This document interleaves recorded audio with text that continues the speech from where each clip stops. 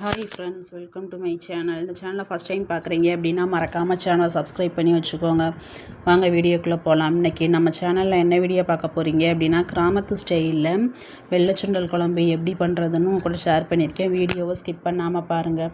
இந்த வெள்ளைச்சுண்டல் குழம்புக்கு பார்த்தீங்கன்னா என்னென்ன காய்கறிகள் எடுத்திருக்கேன் அப்படின்னு பார்த்தீங்கன்னா, முருங்கைக்காய், கத்தரிக்காய், உருளைக்கிழங்கு, மாங்காய், இந்த 4 காய்களும் சேர்த்து தான் இந்த குழம்பு நம்ம பண்ண போகிறோம்.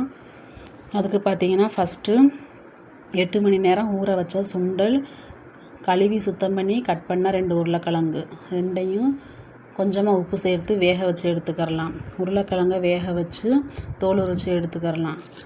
நல்லா வெந்து வந்துருச்சு. இந்த ஸ்டேஜில் ஸ்டவ் ஆஃப் பண்ணிடலாம். குழம்பு செய்ய தேவையான பாத்திரத்தை அடுப்பில் வச்சு ஸ்டவ் ஆன் பண்ணிக்கிறலாம். கொஞ்சமாக 2 டேபிள் ஸ்பூன் ஆயில் விட்டு 1 ஸ்பூன் கடுகு, 1 ஸ்பூன் வெந்தயம், அது கூடவே ஒரு கொத்து கறிவேப்பிலை சேர்த்து பொரிய விட்டுறலாம். நம்ம சேர்த்துட்ட கடுகு உளுந்தம் பருப்பு நல்லா பொரிஞ்சு வந்த உடனே கட் பண்ணி எடுத்து வச்சுருக்க காய்களை சேர்த்துக்கரலாம். முருங்கைக்காய், கத்தரிக்காய், தோல் உரித்து எடுத்த உருளைக்கிழங்கையும் சேர்த்துடலாம். அது கூடவே நம்ம வேக வச்சு எடுத்துருக்க சுண்டலையும் சேர்த்துடலாம். நான் மாங்காய் இப்போ சேர்த்துக்கலை, ஏன்னா கரைஞ்சி போயிடும். அதுக்காக கொஞ்சம் லேட்டாக சேர்த்துக்கரலாம். இந்த ஸ்டேஜில் குழம்புக்கு தேவையான தண்ணி எவ்வளோ தேவை நமக்குன்னு பார்த்துட்டு தண்ணி சேர்த்துக்கலாம். இந்த குழம்புக்கு என்ன மசாலா ஆட் பண்ண போகிறேன் அப்படின்னு பார்த்தீங்கன்னா, நம்ம வீட்டில் அரைச்சி வச்சுருப்போம் இல்லையா குழம்பு தூள், குழம்பு மிளகாத்தூள், அதை தான் சேர்த்துருக்கேன். நம்ம காரத்துக்கு தேவையான அளவு மிளகாத்தூள் சேர்த்துக்கரலாம். மிளகாத்தூள் சேர்த்தாச்சு, கலந்து விட்டுறலாம்.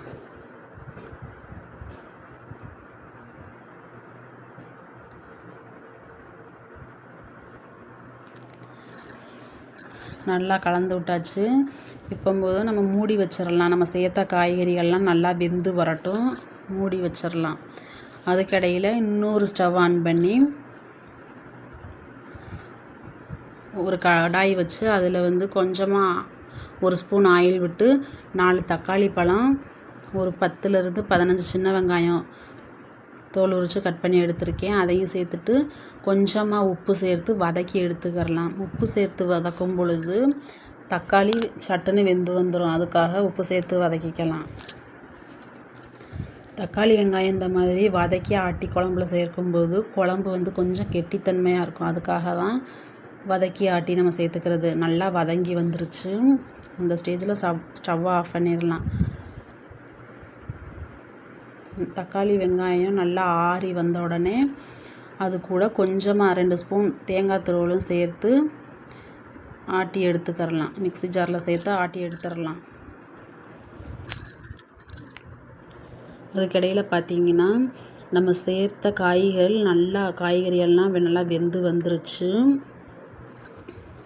பார்த்திங்கன்னா தெரியும், நல்லா வெந்து வந்துருச்சு. இந்த ஸ்டேஜில் பெரிய லெமன் சைஸ் புளி ஊற வச்சு கரைச்சி எடுத்துருக்கேன். அந்த புளி கரைசலையும் சேர்த்துக்கலாம். புளி கரைசலும் சேர்த்துட்டு நம்ம சேர்த்த புளி பச்சை வாசனை போகிற வரைக்கும் நல்லா கொதிஞ்சு வற்றணும். நம்ம எடுத்து வச்ச மாங்காயை இந்த ஸ்டேஜில் சேர்த்துடலாம். புளி சேர்த்ததுக்கப்புறமா ஒரு கொதி வந்ததும் நம்ம ஆட்டி வச்ச விழுதை சேர்த்து நல்லா கொதிஞ்ச உடனே ஸ்டவ் ஆஃப் பண்ணிக்கிறலாம். நல்லா சுவையான டேஸ்ட்டாக கிராமத்து ஸ்டைலில் வெள்ளை சுண்டல் குழம்பு ரெடி ஆயிரும். நல்லா கொதிச்சு வந்துருச்சு. இப்போ இந்த ஸ்டேஜில் நம்ம ஆட்டி எடுத்த விழுதை சேர்த்துக்கிறலாம். சேர்த்துட்டு கொஞ்சமாக தண்ணி ஊற்றி மிக்ஸி ஜாரை கழுவி ஊற்றிடலாம். கழுவிட்டு எல்லாத்தையும் ஒன்று சேர்த்து கலந்து விட்டுறலாம். ஒரு கொதி வந்த உடனே ஸ்டவ் ஆஃப் பண்ணிடலாம். சுவையான சுண்டல் குழம்பு ரெடி ஆகிடுச்சு. நீங்களும் ட்ரை பண்ணி பாருங்கள். தேங்க்ஸ் ஃபார் வாட்சிங்.